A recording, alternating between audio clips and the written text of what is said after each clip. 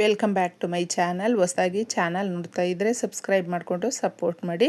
ಸಚ್ಚಿದಾನಂದ ಸಾಯಿನಾಥ್ಗೆ ನಮಸ್ಕಾರ ಮಾಡುತ್ತಾ ಸಾಯಿನಾಥರ ಅನುಗ್ರಹ ಎಲ್ಲರ ಮೇಲೂ ಇರಲಿ ಅಂತ ವಿಡಿಯೋ ಪ್ರಾರಂಭ ಮಾಡ್ತಾ ಇದ್ದೀನಿ. ಸ್ನೇಹಿತರೆ, ಸಾಕಷ್ಟು ಜನಕ್ಕೆ ಪರಿಹಾರಗಳನ್ನು ಮಾಡ್ಕೊಳ್ತಾ ಇದ್ದೀವಿ, ನಮಗೇನು ಯೂಸೇ ಆಗ್ತಾ ಇಲ್ಲ, ಅದರಿಂದ ನಮ್ಮ ಸಮಸ್ಯೆಗಳು ಕೂಡ ಬಗೆಹರಿತಾ ಇಲ್ಲ ಅಂತ ಹೇಳ್ಕೊಳ್ಬಹುದು. ಆದರೆ ಪರಿಹಾರವನ್ನು ನಾವು ಮಾಡಿದಾಗ ಗಮನಿಸಿ ನೋಡಿ, ತುಂಬ ಬದಲಾವಣೆ ಅನ್ನೋದಾಗಿರುತ್ತೆ. ಯಾರು ನಂಬಿಕೆಯಿಂದ ಮನಸ್ಸಿಟ್ಟು ಮಾಡ್ಕೊಂಡಿರ್ತಾರೋ ತುಂಬ ಬದಲಾವಣೆ ಅನ್ನೋದು ಕಾಣಬಹುದು. ಏಕೆಂದರೆ ನಾವು ಅಂದ್ಕೊಳ್ತೀವಿ ಈ ಪರಿಹಾರಗಳೆಲ್ಲವೂ ಕೂಡ ಕೆಲವೊಂದು ಬಾರಿ ಏನು ಬದಲಾವಣೆ ಅನ್ನೋದು ತಂದು ಕೊಡೋದಿಲ್ಲ ಅಂತ. ನಾವು ಸಮಯ, ನಂಬಿಕೆ ಹಾಗೂ ಈ ರೀತಿಯ ಪರಿಹಾರಗಳನ್ನು ಮಾಡ್ಕೊಳ್ಬೇಕಾದ್ರೆ ಡೆಡಿಕೇಶನ್ ಅನ್ನೋದು ಇದ್ದಾಗ ತಪ್ಪದೇ ಒಳ್ಳೆ ರಿಸಲ್ಟನ್ನು ಕಂಡುಕೊಳ್ಬಹುದು. ಶನಿವಾರಕ್ಕೆ ತುಂಬ ಮುಖ್ಯವಾಗಿ ಪ್ರಾಧಾನ್ಯವಾಗಿ ನಾವು ಶ್ರೀ ಮಹಾವಿಷ್ಣುವನ್ನು, ಲಕ್ಷ್ಮೀದೇವಿಯನ್ನು ಆರಾಧನೆ ಮಾಡ್ತೀವಿ. ಮನೆಯ ಹತ್ತಿರ ಇರುವಂಥ ತುಳಸಿ ಗಿಡ ಅಂದರೆ ಲಕ್ಷ್ಮೀದೇವಿಯ ಪ್ರತಿರೂಪ. ಲಕ್ಷ್ಮೀದೇವಿಯನ್ನು ನಾವು ಪೂಜಿಸಬೇಕು. ಸಂಪತ್ತಿಗೆ ಅಧಿದೇವತೆ, ಸಮಸ್ಯೆಗಳನ್ನು ಬಗೆಹರಿಸ್ತಾಳೆ. ಆ ತಾಯಿ ಚಂಚಲೆ, ಆದರೆ ನಿಂತ ಜಾಗದಲ್ಲಿ ಎಲ್ಲೂ ನಿಲ್ಲೋದಿಲ್ಲ. ಮುಖ್ಯವಾಗಿ ನಾವು ಶನಿವಾರದ ದಿನ ಜಾಸ್ತಿ ಆದಷ್ಟು ಲಕ್ಷ್ಮೀದೇವಿಯನ್ನು ತುಳಸಿ ರೂಪದಲ್ಲಿ ಇರುವಂಥ ನಮ್ಮ ಮನೆಯ ಹತ್ತಿರ ಇರುವ ತುಳಸಿ ಗಿಡಕ್ಕೆ ಪರಿಹಾರವನ್ನು ಮಾಡಿಕೊಂಡಾಗ ನಾವು ಲಾಭವನ್ನು ಕಂಡುಕೊಳ್ಬಹುದು.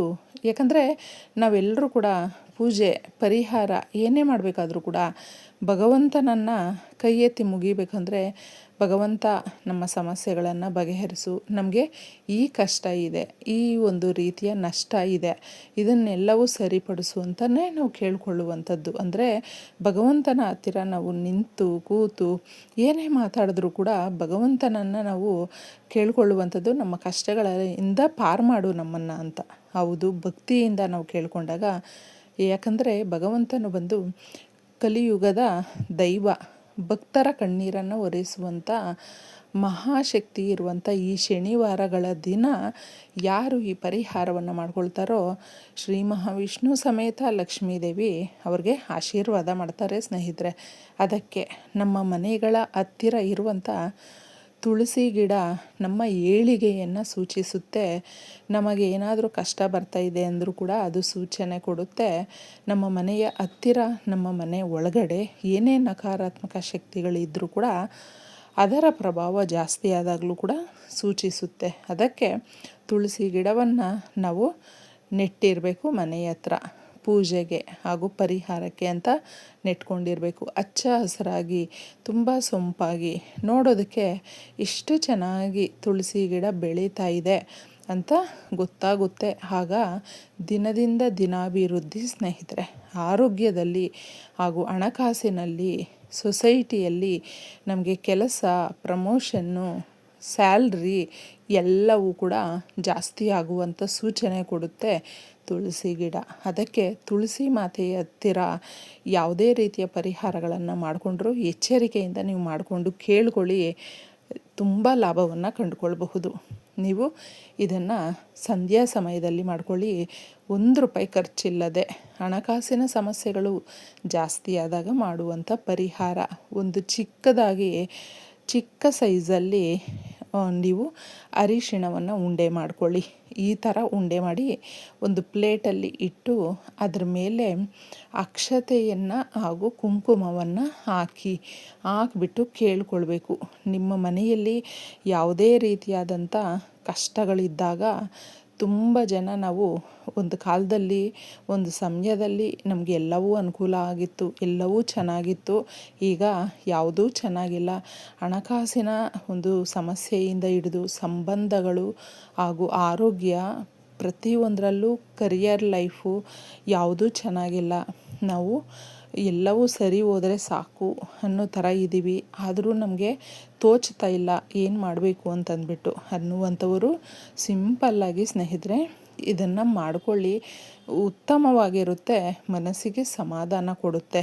ಇಷ್ಟನ್ನು ನೀವು ಹಾಕಿ, ಅಕ್ಷತೆ ಹಾಕಿ, ಕುಂಕುಮ ಹಾಕಿ ಕೇಳಿಕೊಂಡು ಸಂಕಲ್ಪ ಮಾಡಿಕೊಂಡು ತುಳಸಿ ಗಿಡದ ಬುಡದ ಹತ್ರ ಇಟ್ಬಿಡಬೇಕು. ಇನ್ನೇನು ಮಣ್ಣು ತೆಗೆಯೋದಕ್ಕೆ ಹೋಗಬೇಡಿ, ಅದನ್ನು ಇನ್ನೇನೋ ಮಾಡೋದಕ್ಕೆಲ್ಲ ಹೋಗಬೇಡಿ.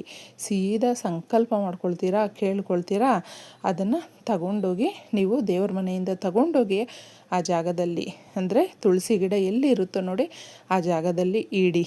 ಈ ಥರ ಇಟ್ಬಿಡಿ ಅಷ್ಟೇ. ಇನ್ನು ಮತ್ತೆ ಅದನ್ನೇನು ತೆಗೆಯೋದಕ್ಕೆ ಹೋಗ್ಬಿಡಿ. ಅದು ಮಣ್ಣಲ್ಲಿ ಸೇರಿಕೊಳ್ಳುತ್ತೆ, ಮಣ್ಣಾಗುತ್ತೆ ಒಳ್ಳೆ ರೀತಿಯಲ್ಲಿ.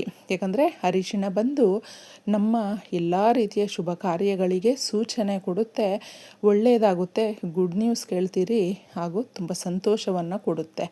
ಮುಖ್ಯವಾಗಿ ಇನ್ನೊಂದು ಪರಿಹಾರವನ್ನು ಇದೇ ಸಮಯಕ್ಕೆ ಮಾಡ್ಕೊಳ್ಳಿ. ಸಾಕಷ್ಟು ಜನಕ್ಕೆ ಹಣಕಾಸಿನ ಸಮಸ್ಯೆಗಳು ಅಂತ ತುಂಬ ಇರುತ್ತೆ ನೋಡಿ. ಅಂತಹವರು ತುಳಸಿ ಗಿಡದ ಹತ್ತಿರ ಒಂದು ಕಾಯಿನನ್ನು, ಅಥವಾ ಎಷ್ಟೋ ಜನಕ್ಕೆ ತಾಮ್ರದಲ್ಲಿ ಮಾಡಿರುವಂಥದ್ದು ಇರುತ್ತಲ್ವ, ಅದರಲ್ಲಿ ಸ್ಟ್ಯಾಚ್ಯೂ ಇರುತ್ತೆ. ಅಂದರೆ ಒಂದು ದೇವರ ಪ್ರತಿರೂಪ, ಆಂಜನೇಯ ಸ್ವಾಮಿ ಇರಬಹುದು, ಗಣಪತಿ ಇರಬಹುದು, ಲಕ್ಷ್ಮೀದೇವಿ ಇರಬಹುದು, ಯಾವುದೇ ದೇವರದ್ದು ಇರಬಹುದು.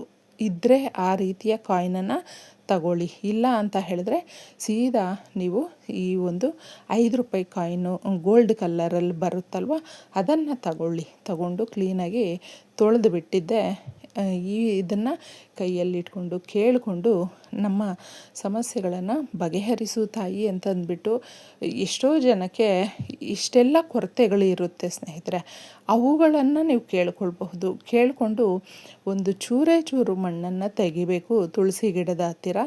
ಜಾಸ್ತಿ ತೆಗಿಯೋದಕ್ಕೆ ಹೋಗಬೇಡಿ, ಬೇರುಗಳು ಎಲ್ಲ ಇರುತ್ತಲ್ವ, ರೂಟ್ಸು, ಅದನ್ನು ಡ್ಯಾಮೇಜ್ ಮಾಡೋದಕ್ಕೆ ಹೋಗಬಾರ್ದು.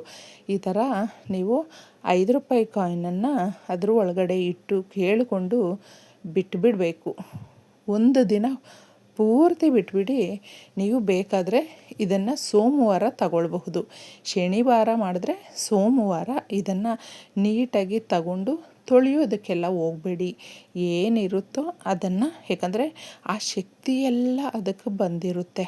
ನಾವು ಕೇಳ್ಕೊಂಡಿರ್ತೀವಿ ತಾಯಿಯನ್ನು, ಒಂದೊಂದೇ ಭಕ್ತಿಯಿಂದ ಶ್ರದ್ಧೆಯಿಂದ ನಾವು ಕೇಳ್ಕೊಂಡಿರ್ತೀವಲ್ವ, ಆ ಶಕ್ತಿಯೆಲ್ಲ ತಾಯಿ ಯಾವುದೋ ಒಂದು ರೂಪದಲ್ಲಿ ನಮ್ಮ ಮನೆಗೆ ಕಳಿಸ್ತಾಳೆ. ತುಳಸಿ ಗಿಡ ಯಾವ ಜಾಗದಲ್ಲಿರುತ್ತೋ ನಕಾರಾತ್ಮಕ ಶಕ್ತಿಗಳು ಕಡಿಮೆ ಇರುತ್ತೆ ಅವರ ಮನೆಗೆ. ಅದಕ್ಕೋಸ್ಕರ ಇಷ್ಟನ್ನು ಇಟ್ಟು ಕೇಳಿಕೊಂಡು ಒಂದು ದಿನ ನಾವು ತುಳಸಿ ಗಿಡದ ಹತ್ತಿರ ಇಟ್ಟಾಗ ಶಕ್ತಿ ಅನ್ನುವಂಥದ್ದು ತುಂಬ ಇರುತ್ತೆ. ತದನಂತರ ಇದನ್ನು ನೀವು ಬೇಕಾದರೆ ಸೋಮವಾರ ತಗೊಂಡಿದ್ದೆ ನಿಮ್ಮ ವಾಲೆಟಲ್ಲಿ ನೀವು ದುಡ್ಡಿಡುವಂಥ ಜಾಗದಲ್ಲಿ ಇದನ್ನು ಇಟ್ಕೊಳ್ಳಿ. 3 ಡೇಸ್ ಇಟ್ಕೊಳ್ಳಿ. ತದನಂತರ ಅದನ್ನು ನೀವು ಖರ್ಚು ಮಾಡಿಕೊಳ್ಬಹುದು, ತೊಂದರೆ ಇಲ್ಲ. ಇಷ್ಟೇ ಸುಲಭವಾಗಿ.